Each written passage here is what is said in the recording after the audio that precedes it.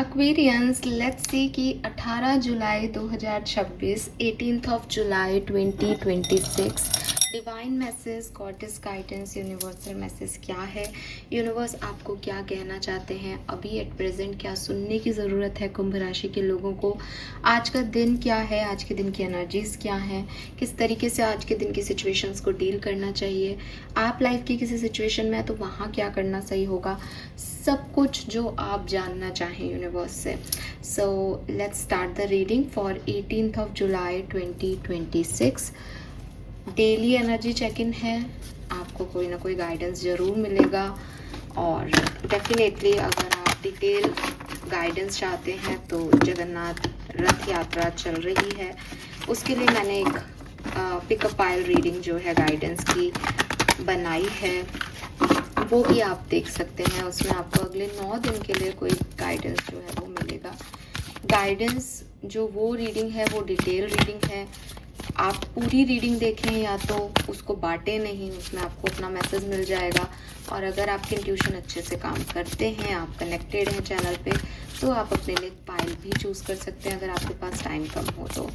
वो अगले 9 दिन की रीडिंग है, तो उसको होल्ड करके सुने और 9 दिन बाद देखें क्या कोई सिचुएशन में वो गाइडेंस आपके लिए फिट बैठता है या नहीं। Okay, let me check Aquarians की क्या मैसेज हमें आज के दिन के लिए मिलता है।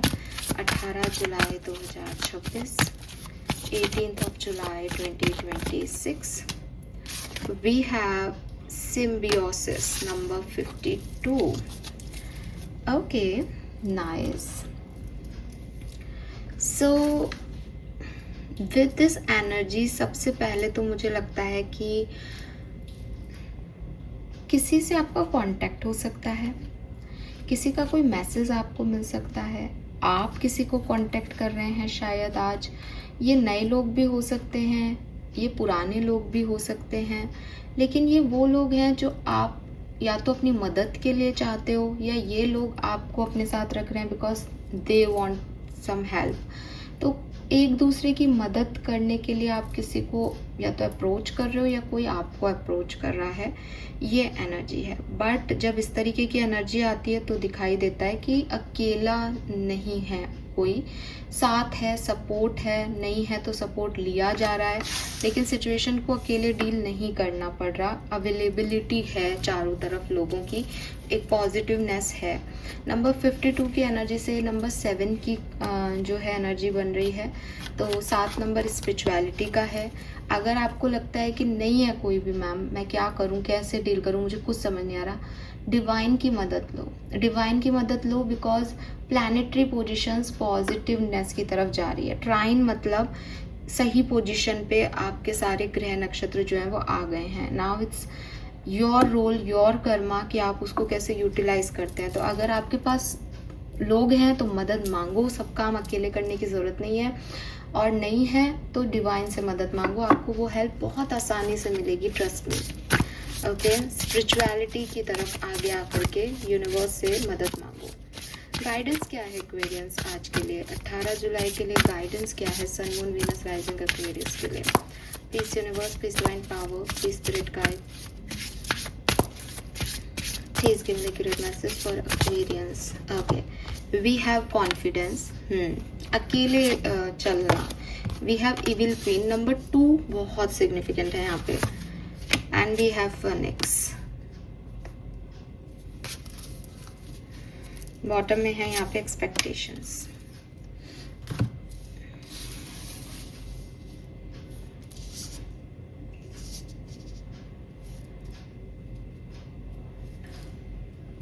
पहले नंबर्स की बात कर लेते हैं। नंबर 7 और नंबर 2 दोनों ही जो है इमोशंस को बताते हैं। चंद्रमा का नंबर 2 है और नेपच्यून का नंबर 7 होता है।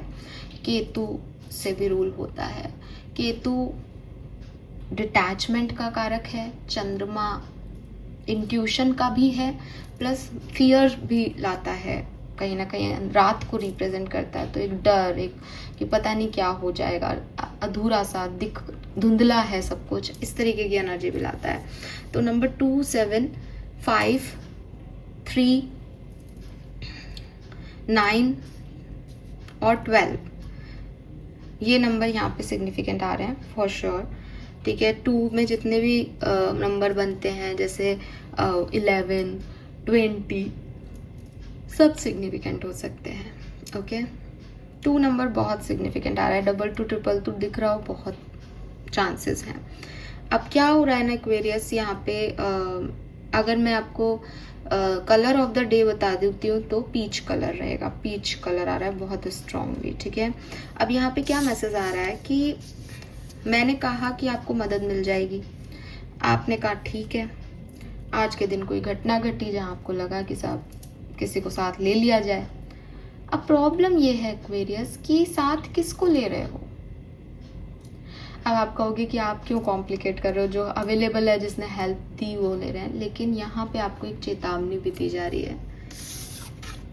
आपके इर्द गिर्द लोग बड़े अलग तरीके के हैं एक्वेरियस, और मतलब मैं ये जिसको बोल रही हूँ उसको पता है, और अगर आप इससे रिलेट नहीं कर पा रही कि मैम किसकी बात कर रहे हो तो ये मैसेज आपके लिए नहीं है, बिकॉज यहाँ आपको अंदाज़ा है कि आपके इर्द गिर्द के लोग बहुत पॉजिटिव नहीं हैं, वो आपको बहुत पॉजिटिव एनर्जी नहीं देते हैं,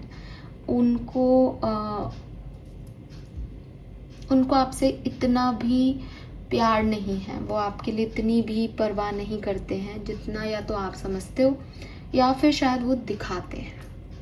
झूठ है, मास्क है फेस पे। तो बड़ा मुश्किल है ये समझना कि मेरा दुश्मन कौन है और दोस्त कौन है। दोस्त ही दुश्मन की तरह एक्ट करने लग जाए, ये आपके लिए एक बड़ी विडंबना है, और दुश्मन दोस्त की तरह एक्ट करने लग जाए कभी, ये भी आपके लिए बहुत प्रॉब्लम है। इसीलिए शायद यहाँ मून की एनर्जी है कि मून आपको इंट्यूशन दे रहा है, आपको पता है एक्वेरियस। इसीलिए मैंने आपको कहा कि अगर आप इस बात से बिल्कुल रेजोनेट नहीं कर रहे, क्या बोल रही हो, आपका कोई लेना देना नहीं इन बातों का, तो ये आपके लिए नहीं है, क्योंकि जनरल रीडिंग है तो हर मैसेज सबके लिए नहीं होगा। लेकिन आपको इंट्यूटिवली कुछ कभी साइन, कभी डाउट आया होगा ऐसे लोगों पे, इन लोगों से आपको बचना है।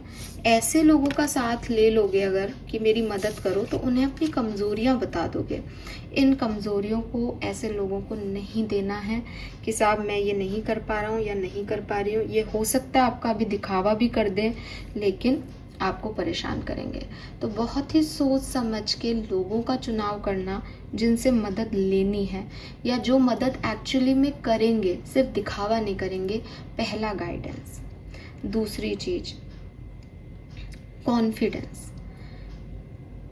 अब हमेशा कॉन्फिडेंस का कार्ड कहता है कि एक डर है, जो कि आपकी मून एनर्जीज भी बता रही है कि अंदर बहुत सारे डरों में रहते हो आप, आपको बहुत डर लगता रहता है कि ये ऐसा नहीं हुआ तो मैं क्या करूँगा, या मैं कर तो रहा हूँ लेकिन सही कर रहा हूँ या नहीं कर रहा, या मुझे ये नहीं करना चाहिए, ये गलत है, सोसाइटी क्या कहेगी। आप बड़ा डरते हो लोगों से, खुद से, आने वाले समय से। फियर ऑफ अननोन है आपको कि पता नहीं भविष्य में क्या लिखा है, मैं इतना रिस्क नहीं ले सकता। तो या तो ये साइड है जो कि इस कार्ड का रियल साइड है, लेकिन जब मैं इसको बाकी के कार्ड्स के साथ देख रही हूँ तो मुझे ऐसा लग रहा है जैसे ये एक ओवर कॉन्फिडेंस भी हो सकता है कुछ एक्वेरियस का, कि मुझे किसी की मदद नहीं लेनी, मैं अकेला कर लूँगा। तो मैं दोनों ही सिचुएशंस में, अगर आप पहली वाली सिचुएशन में आते हो कि आपके मन में डर है, तो आपको कहा जा रहा है अगेन सेम बात कि बहुत अच्छा समय है, बहुत ही बेहतरीन तरीके से आपके काम पूरे हो सकते हैं अगर आप सही लोगों का चुनाव करके आगे बढ़ें तो। इट इज़ नॉट अबाउट कि पार्टनरशिप में आगे बढ़ना है, ये मैसेज ऐसा नहीं आ रहा है। लेकिन मैंने किसी से कहा कि साहब ये एक ना टिकट लेना है बस का, लाइन बहुत लंबी है, आप ले दोगे क्या? आपने ले लिया और आप बैठ गए बस में आके, ये आसानी से हो जाएगा। लेकिन अगर आपने ये सोचा कि नहीं मैं तो खुद ही करूँगा, मुझे किसी पे भरोसा नहीं है, मुझे डर लग रहा है इन लोगों से, कहीं ये मेरा बुरा नहीं कर दे, तो आप फिर पीछे लाइन में खड़े हो, आप बहुत डिस्टर्ब हो गए, आप बहुत परेशान हो गए। आज के दिन में आपके कामों में आसानी है, इजीली काम होंगे, लेकिन अगेन थोड़ा सा आपको सोच समझ के जो है वो एक्ट करना पड़ेगा। या तो अपने डर छोड़ने पड़ेंगे, और या फिर ये ओवर कॉन्फिडेंस छोड़ना पड़ेगा कि मैं सब कुछ खुद कर लूँगा। ठीक है, then we have phoenix. How is that for a happily ever after. अब आगे बढ़ते हुए, चाहे वो आपके डर हो, चाहे किसी से मदद हो, चाहे आपकी अब इस वाली सिनेरियो को अपन हटा दें, आपको सिर्फ अपना एक किरदार जीना है। अभी कल परसों मैं एक बहुत खूबसूरत सा वीडियो देख रही थी। मैं भी आपको पता है ब्रेक पे थी, तो एक वीडियो था, मुझे नहीं पता मैं यूट्यूब पे देखा था या इंस्टा पे देखा था, शायद इंस्टा पे देखा है, लेकिन मे बी यूट्यूब पे देखा, मैं बिल्कुल ध्यान नहीं आ रहा। उसमें बहुत ही समझदारी से उन्होंने ये बताया कि दृष्टा और कर्ता में क्या फर्क है। और उन्होंने ऐसे बताया कि राम है, राम ने, सीता ने कहा कि भाई वनवास को जाना है, दोनों मियाँ बीवी अपने वनवास में चले गए। सीता जी को लक्ष्मण रेखा दी, सीता जी ने लक्ष्मण रेखा जो है क्रॉस की। अब रावण आ गया, उन्होंने कहा भाई रावण आ गया, अब क्या करें कि भाई पति को निशानियां दो। उन्होंने अपनी निशानियां दी और रावण के साथ आ गई। कहने का मतलब है कि ये स्टोरी लाइन ऐसा ऐसा लिखा होना है, ये तो अपन सब जानते हैं कि ये तो होना ही था, है ना। हम सब कहानी शुरुआत करते हुए ये कहते हैं कि साहब रावण के वध के लिए राम जो है वो वनवास आए थे, वो तो शुरू से ऐसी कहानी गढ़ी गई थी वो, यानी हम सबको पता था कि स्टोरी तो लिखी जा चुकी है। अब अगर राम, सीता, लक्ष्मण परेशान हो कि हाय वनवास, हाय रावण ले गया, हाय गलत हो गया, तो वो कर्ता और दृष्टा के बीच का अंतर नहीं समझ रहे। लेकिन राम या सीता या लक्ष्मण का कैरेक्टर ऐसा नहीं करता दिखता। वो जानते हैं कि ये लिखी गई कहानी है और वो उसको जीते हैं। तो जिसको हम कर्म कहते हैं, वो कर्म बेसिकली सही कर्म, गलत कर्म, अच्छा बुरा ऐसे नहीं होता। वो होता है कि जो उसने लिख रखा है उसमें आप क्या कर रहे हो। अब अगर लिख रखा है कि रावण का वध करना है राम को, और राम वनवास लेने से इनकार कर दे, तो सही कर्म कैसे? गलत है, आप यूनिवर्स के अगेंस्ट जा रहे हो। तो वहाँ पे राम का ये कहना कि साहब मैं पापा माँ का कहना मानूंगा, मैं जाऊंगा वनवास, ये उसका कर्म था। किसकी तरफ? जो उसको करना है कार्य। तो कर्म वो जो आप डिसाइड नहीं कर रहे, जो उसने डिसाइड किया उसके साथ साथ आगे बढ़ रहे हो। यही जो है वो दृष्टा और कर्ता में अंतर है। आप और मैं कर्ता नहीं है। अपन को देखना है कि हमें क्या दिया गया है रोल, और उस रोल में दृष्टा बन के मैं क्या कर सकता हूँ। मुझे उसमें इन्वॉल्व नहीं होना, ना किसी के दूसरे के काम में, ना अपनी खुद की लाइफ में, ना किसी प्यार में, ना किसी जो है संघर्ष में। इस लाइक कि ये चलता रहेगा ताकि मैं वहाँ तक पहुँचूँ जहाँ मुझे पहुँचना है।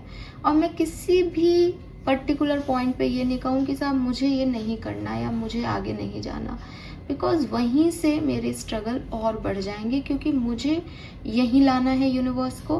तो साहब आप अनबन करो कि मुझे नहीं जाना, आप रुको, ठहरो, दूसरे रास्ते लो, घूम घूम के वापस आओ, और एट द एंड आपको वहीं जाना है, क्योंकि आपका लिखा हुआ कहानी वो है।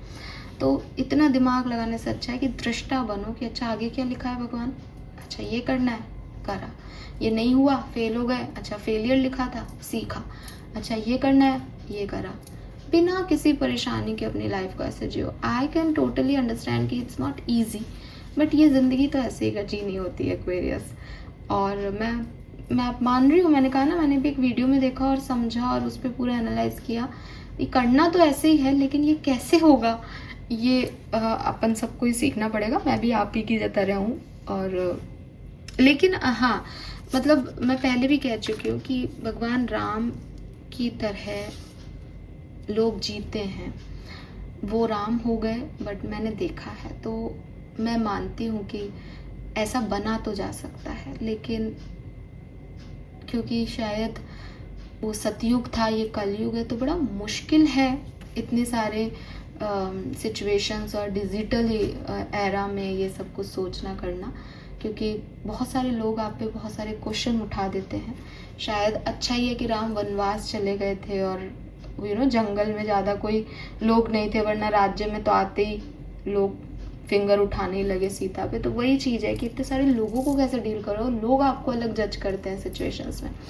बट हाँ, ये दृष्टा और कर्ता का फ़र्क तो हम सबको समझना चाहिए, सीखना चाहिए और फिर उसी हिसाब से डील करना चाहिए लाइफ को। डोंट सीक एनीवन्स अप्रूवल का कार्ड जो मैंने आपको बात बताई, ये उसी में मैसेज मिल गया आपको कि दूसरों के हिसाब से नहीं, आप अपनी लाइफ को कैसे जीना चाहते हो उसके हिसाब से एक्ट करो, ठीक है।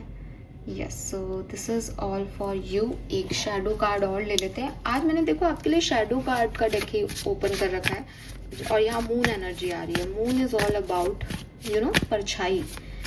तो लेट मी चेक कि क्या मैसेज आ रहे हैं आपके सबकॉन्शियस एनर्जी से। एक्वेरियस, क्या करना सही होगा 18 जुलाई 2026 को। Shadow dance, when you move shadows you discover your rhythm, fluidity, movement and open। तो देखो यार, मतलब मैंने जो आपको कहानी सुनाई है ना, एग्जैक्टली वही मैसेज है और मैं झूठ नहीं बोल रही, आप पढ़ सकते हो। फ्लूइडिटी, फ्लो में रहना, रेजिस्ट नहीं करना, मूवमेंट करना, कि आपको पता है कि मेरा अंदर का कोई सेल्फ है, वो मुझे यहाँ रोकता है, मुझे डराता है, लेकिन मुझे आगे बढ़ता जाना है। अगर मुझे कोई टास्क मिला है तो मुझे वो कंप्लीट करना है, ओपन रहना है मुझे। और जब आप मूव करते हो तो वो आपके अंदर के डर भी साथ में मूव करते हैं। उन थोड़े टाइम तक आपके ऊपर हावी होंगे, फिर आप उन पे हावी हो जाओगे और दी एंड हो जाएगा उनका। तो लाइफ की रिदम पे डांस करते रहो basically Aquarius. Okay, yes, this is all for you. Thank you so much मुझे सुनने के लिए। चैनल को लाइक और सब्सक्राइब कीजिएगा। Bye bye.